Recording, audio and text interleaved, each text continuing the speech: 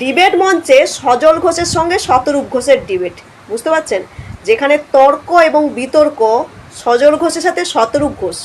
আপনারা শুনুন, শুনলে বুঝতে পারবেন ডিবেট কাকে বলে। মন দিয়ে শুনবেন কিন্তু। ওর একটাই রূপ, নাম শতরূপ। প্রিয় সজলদা একটা কথা ঠিকই বললো যে ওর নাম শতরূপ, কিন্তু ওর একটাই রূপ আছে। ঠিকই বলেছে, আমার সজলদার নাম শতরূপ নয়, কিন্তু তিনটে রূপ আছে। কখনো কংগ্রেসের পতাকা নিয়ে, কখনো তৃণমূলের পতাকা নিয়ে, কখনো বিজেপির পতাকা নিয়ে। তার বিরোধিতা করে এরম ভাবে যে ধর্মতলায় দাঁড়িয়ে বিকাশ ভট্টাচার্য আর মোহাম্মদ সেলিম গরু খাবে, তার নাম হচ্ছে ধর্মনিরপেক্ষতা। প্রকৃত ধর্মনিরপেক্ষতা যদি দেখাতো তাহলে সেলিম সাহেব যদি শুয়োর খেতেন আর যদি বিকাশ ভট্টাচার্য গরু খেতেন তাহলে বুঝতাম এটা প্রকৃত ধর্মনিরপেক্ষতা। এসব মুখোশ আমরা অনেক দেখে নিয়েছি।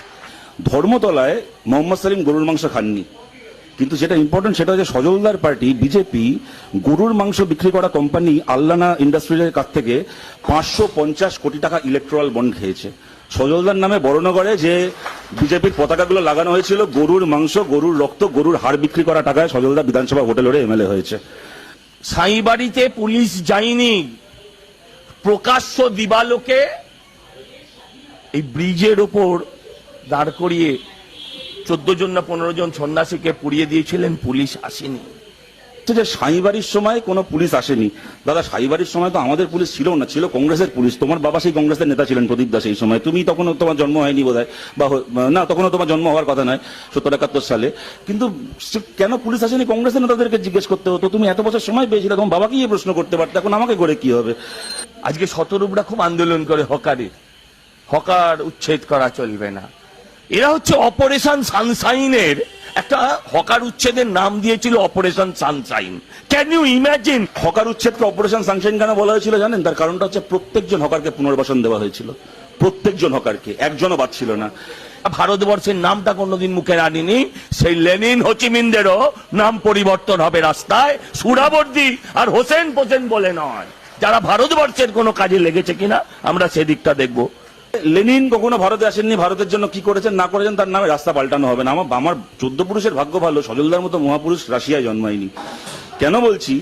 চৈতন্যদেব কোনোদিন রাশিয়ায় যায়নি, চৈতন্যদেবের মূর্তি আছে রাশিয়ায়। সজলদা যদি রাশিয়ায় জন্মাতো, গিয়ে চৈতন্য মূর্তি ভাঙতো। আমার বাবার ভাগ্য ভালো, ও লন্ডনে জন্মায়নি, ইংল্যান্ডে জন্মায়নি। ব্রিস্টলের রাজা রামমোহন রায়ের মূর্তি রয়েছে, যদিও ইউকেতে জন্মাতো, ব্রিস্টলের রাজা রামমোহন রায়ের মূর্তি ভাঙতো। আমরা ভারতীয় হিসেবে আমার গর্ব, এই পৃথিবীতে কোন রাষ্ট্রনেতার নামে পৃথিবীর সবচেয়ে বেশি দেশে রাস্তার নাম আছে আপনারা অনেকে জানেন, তার নাম হচ্ছে মহাত্মা গান্ধী।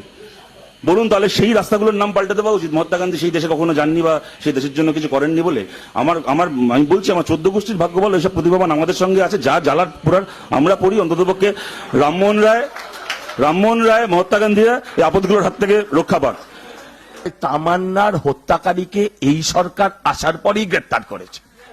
তমন্নার খুনিদেরকে ধরেছে শুভেন্দু অধিকারী সরকার, ঠিক কথা, একটা সরকারের কাজ খুনিদেরকে ধরা। ওনার কাছে দাবি করা হয়েছিল, বিকেলবেলায় সন্ধ্যাবেলায় ধরেছেন, আমরা তার জন্য কৃতজ্ঞ।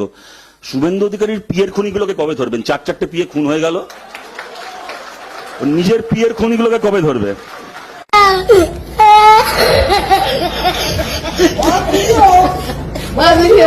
Oh my God.